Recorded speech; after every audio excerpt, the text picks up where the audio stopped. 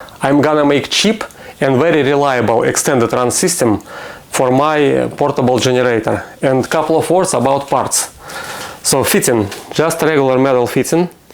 Outer diameter is 5/16, and Ryobi cap has a small through hole here. I made it just a little bit wider using drill bit about 3/16 or 1/4, I don't remember guys now. And then I decided not to use any glue, any plumber tape, nothing. I just heated this fitting using propane torch, just about 5 seconds like this. And then I inserted this fitting into this hole and nothing else. So it's very reliable decision. This connection works very good with no problem since 2020, more than 5 years, about, I don't know, maybe 150 nights per year. The next part is hose, fuel line.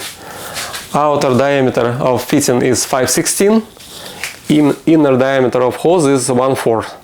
If you don't know where to buy it, I really recommend you to look at this brand, Yamakata. Yes, it's made in China, but it's very good quality, excellent quality. Look at this hose. And also it's very cheap from Amazon. For example, this 10-foot hose plus 20 metal clamps came together. It's just $10. Great deal, guys. You won't be able to buy anything for $10 at your local auto parts store. So look at this brand. Next part is can. 5-gallon can, 2.5, 10-gallon can, no matter. But what is most important for my system, back wall of can should be flat. I'm gonna show you later why. For example, this brand, Scepter or Scepter, I don't know. It has flat back wall. I can use it for my system. You can buy it on Amazon, you can buy it on every Walmart, etc.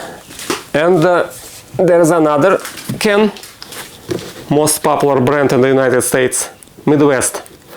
Unfortunately, all of them have curved back wall.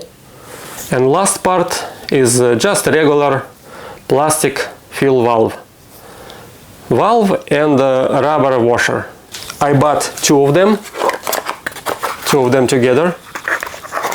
And on Amazon you can find lots of different sellers, but I decided to use HIPA valves just because I know this company, guys, just because of this. This company is making and selling small engine aftermarket parts for, I don't know, 20 years. So probably we can trust it. I decided to mount this valve here, right on the handle, because main cap and valve should be on the same level, it's first, and second, valve should be as close as possible to the back wall. Washer outer diameter is 14 millimeters. So that I want to drill 14 millimeter hole here. First I use very small drill bit, about 5 millimeters, to make sure I can drill it exactly in the center of this handle. Next drill bit is half an inch. And in the end, unfortunately, I have only this 14 millimeter drill bit. So I'm trying to do it carefully. So now I'm gonna use piece of sandpaper, wrap it around half-inch bit. It's just because we use rubber washer, so we don't need any sharp edges.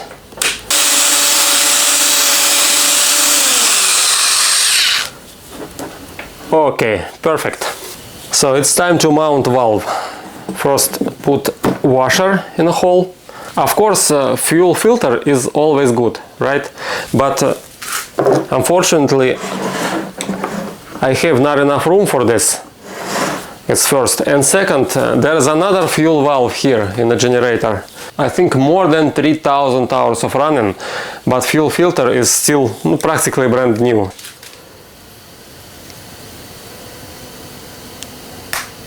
That's it. I don't need it. So I added some motor oil here. Engine oil, like this. And now let's try to push this valve through the washer. Okay, it's not easy, but we have to do it.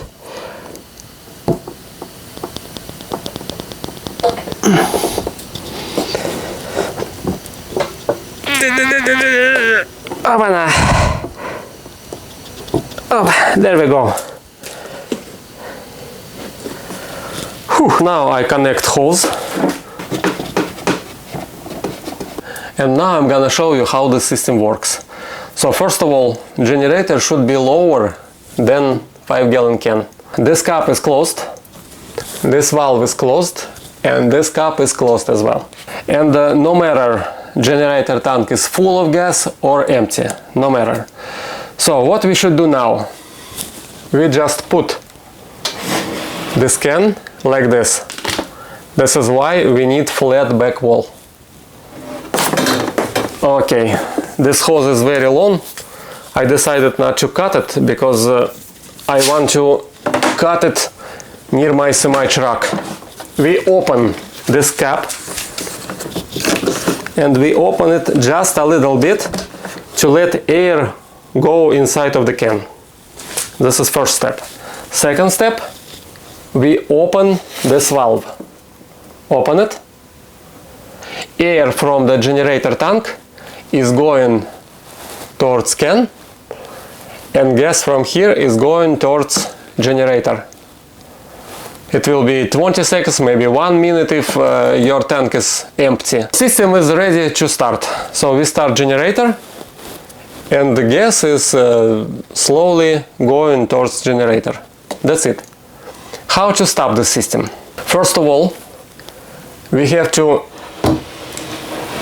put this can upright. Generator is still working. We have to put this can upright and then put it on the ground, the same level with generator. There is no gas here. Generator sucks air and let it work for a few minutes, and after this you can stop it and disconnect this hose if you want it. If you don't want, of course, you can just close all valves and bring it to the garage, nothing else. So if you want to disconnect it, you should let it work for a few minutes, because there is gas here. The most important idea, why I mount this valve here, but not here or here. Just because when I don't use the system, I can put this can upright and gas level is lower than this valve. So I don't care about leakage.